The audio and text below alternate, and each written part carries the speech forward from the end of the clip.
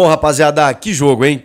Que jogo pra gente poder falar. Eu sei que muita coisa se concentrou em relação à arbitragem, que foi protagonista pelo lado negativo, lamentavelmente.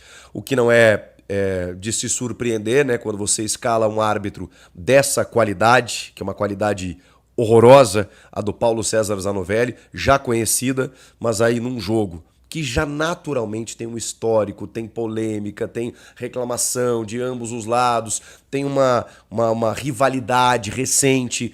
Você tem aí 5 anos que o Corinthians não vencia o Inter, os últimos jogos muitos empates, o Inter quebrou o tabu de nunca ter vencido recentemente na Neoquímica Arena, é muita coisa envolvida. Jogadores de lado a lado que já atuaram nos dois clubes. O Dorival Júnior já treinou o Inter, então tem lei do ex pra tudo que é lado.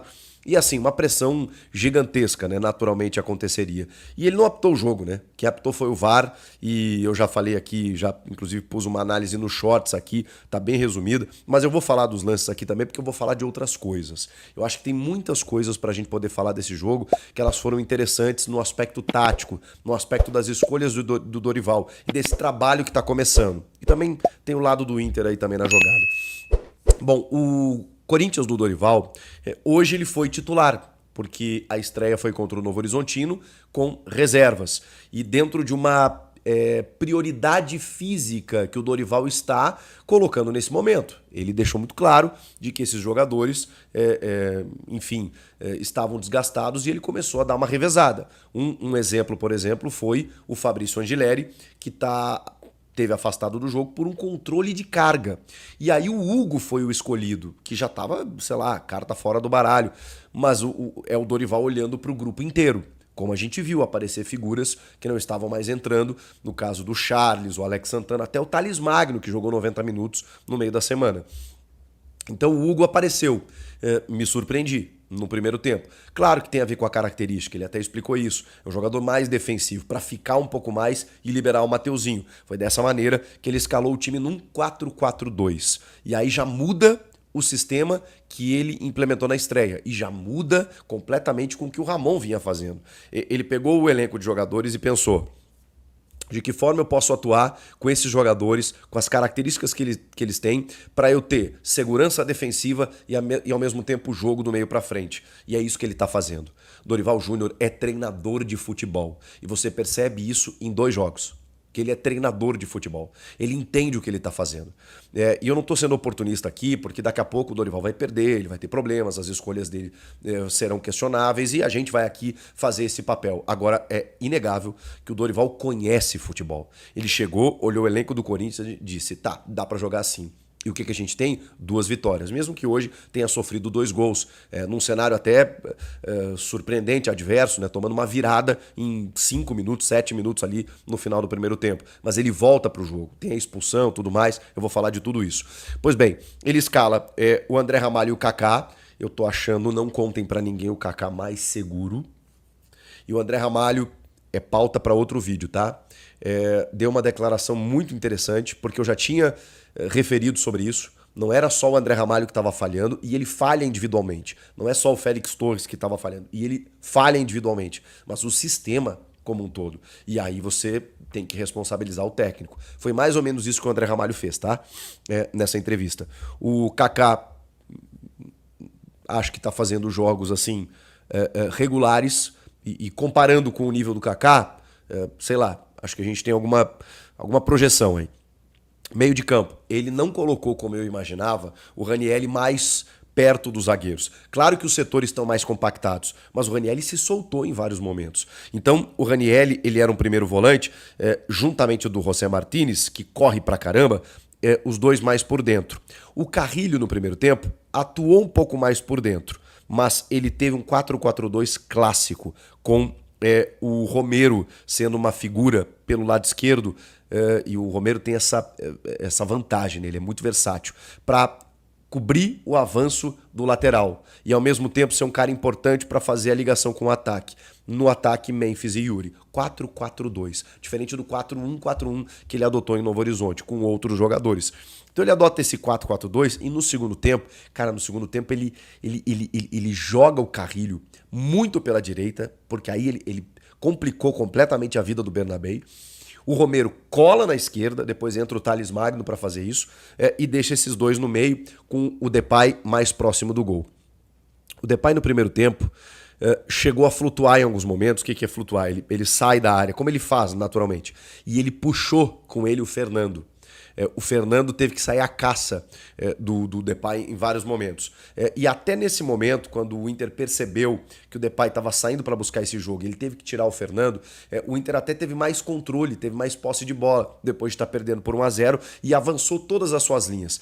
Essa postura do Inter fez com que o Inter dominasse o Corinthians no final do primeiro tempo, e também com uma certa acomodação no jogo que o Corinthians teve depois de abrir o placar. O Corinthians abre o placar de que forma? Justamente com o Depay vindo, e aí é o craque, né? Ele de costas recebe uma bola em condição legal e de perna esquerda ele já faz o giro, quebrando toda a defesa, jogando no ponto futuro para o Yuri. O Yuri faz o seu jogo de corpo, quebra a espinha de dois zagueiros, né? O próprio Fernando e o Vitão, e chuta no contrapé do Antony, que fez um baita jogo, tá? O goleiro do Inter. Pegou muito.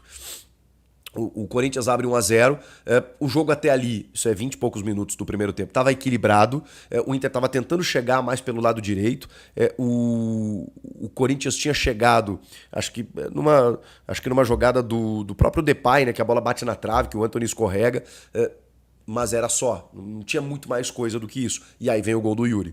A partir dali, como eu disse, o Inter faz isso aqui, sai, porque o Fernando tá entre os zagueiros, ele escolhe o Thiago Maia e o Bruno Henrique por dentro, o Alan Patrick para fazer a meia articulação, muitas vezes colando no Valência, o Valência que não tocou no caroço, mas o cara mais fixo lá na frente, e o Wesley pelo lado esquerdo, só que caindo por dentro. Essa foi a medida do Roger. Quando o Inter pressiona, o Inter tem muito jogador de qualidade técnica com a bola no pé, né? E aí, bom, o segundo gol foi uma pintura. O primeiro é uma falha do Hugo, num cruzamento do Wesley que começou a chegar. O Hugo já tinha feito uma defesa embaixo, ele chega pela esquerda, faz o cruzamento, o Hugo calcula mal essa bola, ela vai saindo dele e chega o Aguirre também antecipando a marcação para poder fazer o gol de empate. E o segundo, como eu disse, é uma pintura, porque é de pé em pé, o Inter trabalhando bola, com ultrapassagens, a bola chega no Thiago Maia, que faz o segundo gol, uma virada assim, na cara do Corinthians, e o Corinthians sem reagir. Depois reage no final do primeiro tempo, mas a coisa acontece mesmo no segundo. O segundo tempo ele tem alguns ingredientes. Primeiro, o Alan Patrick cansou e sai para a entrada do Oscar Romero, que é o irmão gêmeo do Angel Romero. Mesma função, características diferentes e qualidades indiscutíveis, né? Então o Inter perde ali o seu principal jogador em termos de circulação de jogo. E o Inter tá vencendo a partida, tá? 2-1. E o Corinthians troca o Hugo pelo Matheus Bidu. Para quê? Para soltar mais os dois laterais, né? A ideia inicialmente era segurar um pouco mais o Mateuzinho, mas o Mateuzinho apareceu muito bem depois da expulsão, especialmente. O Bidu acabou sendo essa válvula pelo lado esquerdo. E o Carrilho, ele abre muito, aí é uma medida tática pelo lado direito, e aí, cara, com o Mateuzinho fazendo essa dobra lá do lado direito, o Bernabei não conseguiu, cara, vai ter pesadelos com o André Carrilho. Impressionante. O que ele jogou, e o jogo do Corinthians foi muito pelo lado direito. Mas aí começam a aparecer os gols anulados. Eu já me posicionei, né? Já falei que o gol do Yuri, que é essa jogada que, segundo o Dorival, foi trabalhada e treinada, aí você vê o que é treinador. Cara, eles trabalharam muito essa jogada. E essa jogada aconteceu inúmeras vezes no jogo. E os gols saíram todos por ali. Vai para a direita, o Carrilho leva vantagem, seja indo para a linha de fundo ou muitas vezes conseguindo esse cruzamento da intermediária, quando ele tem liberdade, ou tabelando com o Mateuzinho. Muitas vezes ele ia para a linha de fundo, vinha dois na cola, ele recuava, o Mateuzinho fazia esse cruzamento. Todos no segundo pau. Para quê? Para tirar a defesa do Inter e tirar o goleiro também. Porque aí o goleiro não consegue pegar essa bola. Vinha do segundo pau, ou tava ali o Romero ou o Matheus Bidu para fazer uma jogada combinada. No primeiro gol, o Romero, que eu até achei que tinha dominado com a mão, depois eu vi que não, sobra pro Yuri, o Yuri faz o gol. Vai no VAR, eles anulam por uma falta na origem do Mateuzinho. Esse lance eu achei falta. Mesmo distante, mesmo na linha divisória do gramado, isso é uma outra questão. O Carrinho, ele pega o pé do Wesley, e aí depois, a dividida, né? Ele acaba pegando a bola e na sequência ele mesmo faz a ultrapassagem e ele faz o cruzamento. Porque aí ele combina ali com o Carrilho. Então, nesse caso, eu acho ok anular o gol, tá? Embora um crime, né? Lamentavelmente, não é o que eu queria, mas ok, pelo VAR você tem que anular. O segundo gol, que é o gol do Depay, já é o 3-2.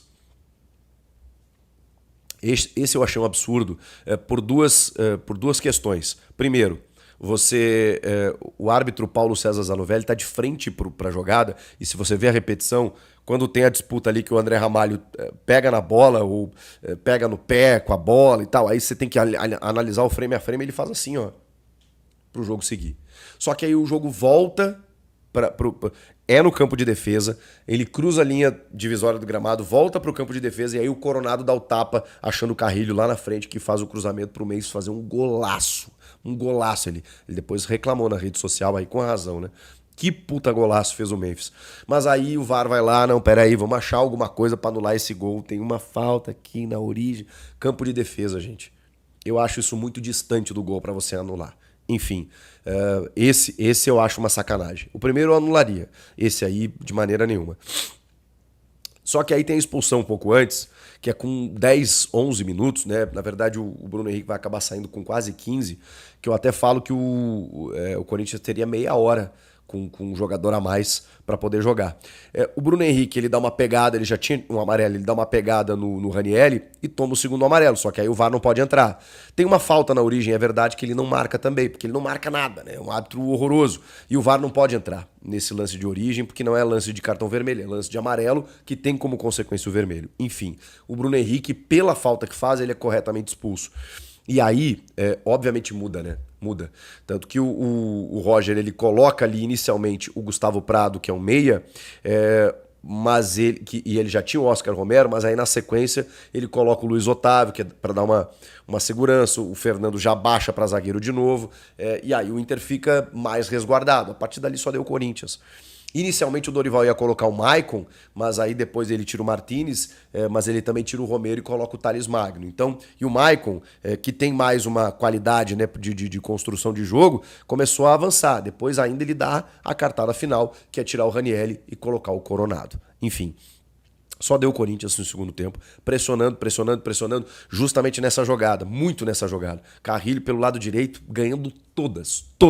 E todo o cruzamento dele entrando, aquela fatiada assim, sabe que ele vai tirando o peso da bola, vai tirando do goleiro, a bola chegava no segundo pau, o Memphis dá uma cabeçada, a bola bate na trave, mas foram muitas chances mesmo. Depois uma disputa ali, que até, que na sequência saiu o pênalti, né? Que sai que reclamaram um lance de mão no Fernando, né? Que ele dá uma cabeçada, o Antony defende embaixo. Cara, uma pressão bizarra. Até que sai o pênalti do Romero em cima do Matheus Bidu e o árbitro não vê no campo, gente. Impressionante. Ele precisa do VAR para marcar aquele pênalti, o chute na barriga. E aí o Yuri Alberto faz o seu hat-trick. Que cobrança perfeita no ângulo oposto do goleiro. Impressionante. Como joga bem o Yuri Alberto contra o Inter. Ele dá a vida, sempre marca gols e marcou 3 nesse jogo, já nos acréscimos que estava dando a vitória ao Corinthians. E aí tem a cereja do bolo, que é o golaço do Coronado, pegando uma bola no espaço pelo lado esquerdo, chega na frente do goleiro, cavadinha, e um gol muito importante para ele, né, cara? O Coronado precisava desse gol, ele teve poucos minutos, mas ele foi muito importante no jogo, tá? Porque foi um momento em que, como eu disse, ele tira o Ranieri. O jogo do Corinthians estava lateralizado, porque é natural, o Inter se fechou, e o Coronado começou a fazer o jogo dele por dentro. E, cara, alguns passes quase entravam, assim, sabe? Mais fortes, que a bola escapava, né? Pro Memphis, pro Thales, pro Yuri Alberto. Ele estava tentando esse jogo combinado, para ter algum espaço para alguma finalização, alguma coisa, e aí com o espaço ele acabou fazendo o golaço que fez. Ele só faz golaço, ele joga muita bola, ele precisa de sequência, e precisa ter uma condição física melhor. O Dorival falou sobre isso na coletiva, dizendo que espera isso dele, que conversou com ele, porque ele tem condições de ser esse cara. Tomara. Torço muito, porque não tem outro cara na ausência do Garro para fazer o que ele faz. Ele é muito bom tecnicamente. E ele tem muito repertório, cara. Ele pode auxiliar muito na construção de jogo. O Corinthians estava com um a mais e se aproveitou disso. E quantos times não se aproveitam? Muitas vezes o próprio Corinthians, desde o ano passado, vinha tendo dificuldades de não aproveitar esse jogador a mais. Já é uma mudança. Já vemos um time do Dorival com compactação, aproximação entre os setores, rodando o elenco e os jogadores já entendendo o recado. Já vemos algumas jogadas características em que a leitura de jogo acontece. O time adversário está assim, bom, então eu vou postar meu time dessa maneira para tentar buscar o resultado. Força de superação, toma uma virada no primeiro tempo e busca uma virada no segundo tempo. Com jogador a mais, mas como eu disse, você também precisa ser competente para aproveitar essa superioridade numérica. Foi o que o Corinthians conseguiu no jogo.